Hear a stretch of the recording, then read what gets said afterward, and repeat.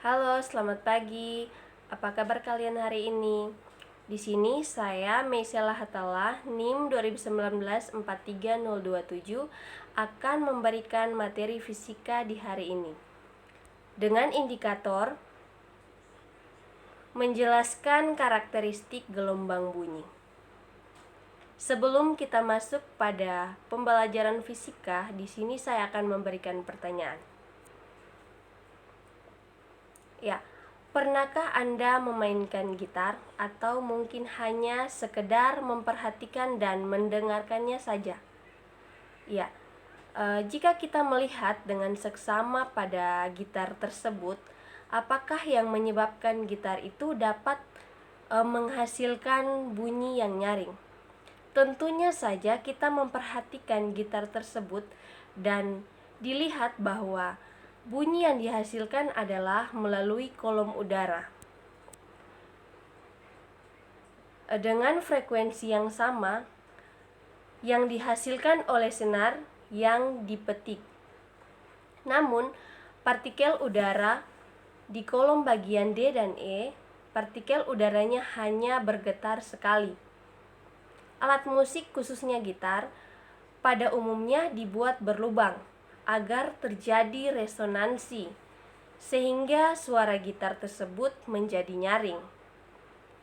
Jadi kita lihat bahwa tanpa adanya kolom udara, sebuah gitar tidak dapat menghasilkan bunyi yang nyaring.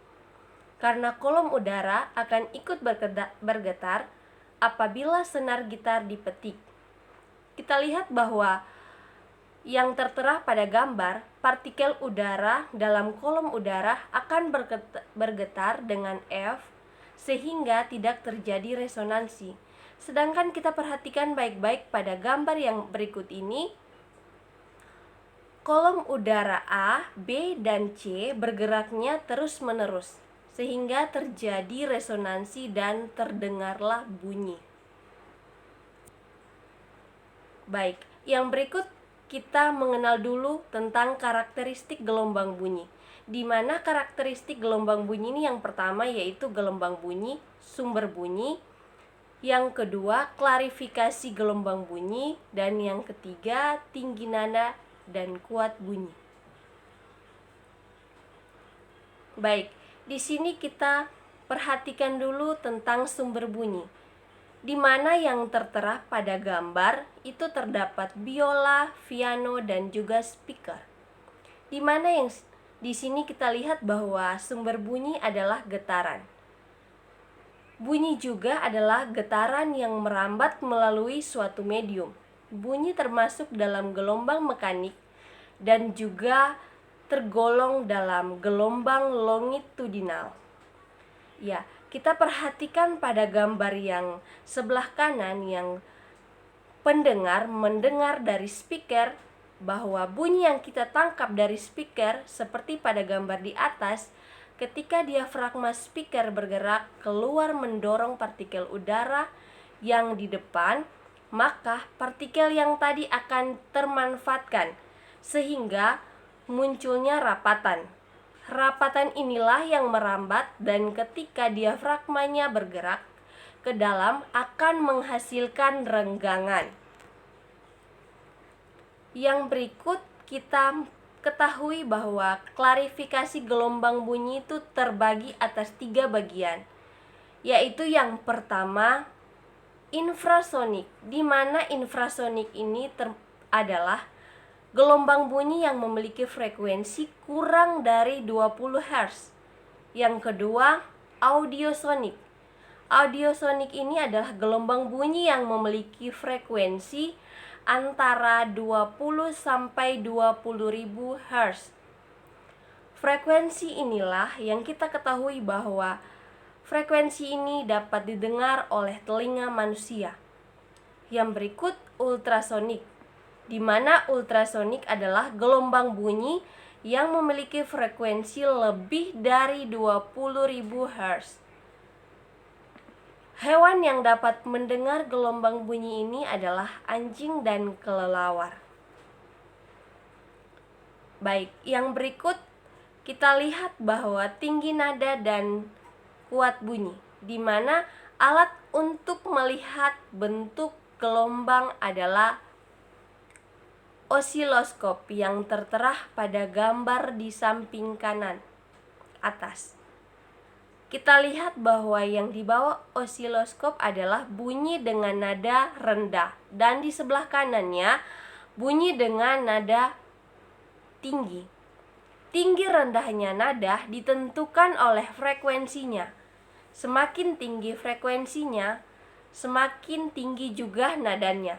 Dan semakin rendah frekuensinya, maka semakin rendah nadanya.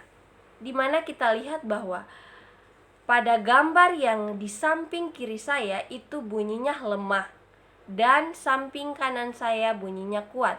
Dan kuat lemahnya bunyi ditentukan oleh amplitudo. Baik, yang berikut saya akan memberikan video kepada kalian semua, dan kalian mengamati video ini dan kita sama-sama menyimpulkan materi di hari ini.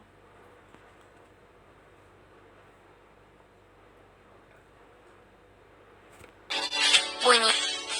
Tuhan telah menciptakan telinga sebagai alat untuk mendengar. Setiap saat kamu bisa mendengar bunyi orang berbicara, suara nyanyian, suara musik, suara binatang, dan sebagainya. Gelombang yang merambat pada frekuensi tertentu akan menggetarkan gendang telingamu, lalu memberikan informasi ke otak sebagai suara atau bunyi tertentu. Kita dapat mendengar bunyi karena bunyi merambat. Gelombang yang dihasilkan oleh benda yang bergetar ini disebut sumber bunyi.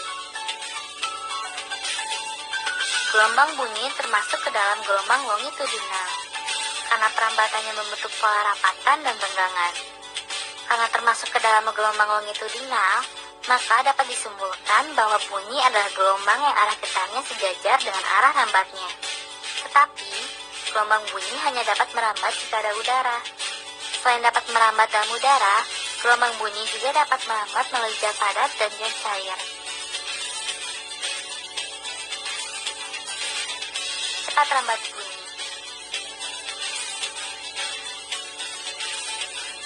Bunyi mempunyai cepat rambat yang terbatas, dan bunyi memerlukan waktu untuk berpindah. Bunyi yang terdengar bergantung pada jarak antara sumber bunyi dan pendengar.